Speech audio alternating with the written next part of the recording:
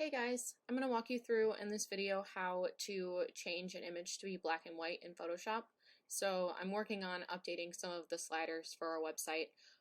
So I'm going to go ahead and make this black and white so I can add it into the slider. So you'll go ahead and you'll open whatever image it is, or you can open a new file and then paste the image in however you want to do it.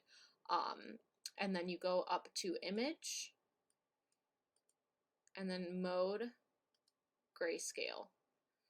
And then it's gonna ask me if I want to flatten the image. So right now it's multiple layers because I pasted the image into the file. So I'm gonna say yes, flatten, and then it's gonna ask if I want to discard the color information. I'm gonna say yes, discard, and there you go. The image is black and white. You can save it to your computer, and then add it wherever you need to add it. And that is on making images black and white. Pretty easy, pretty straightforward. If you have any questions, just let me know. Thanks.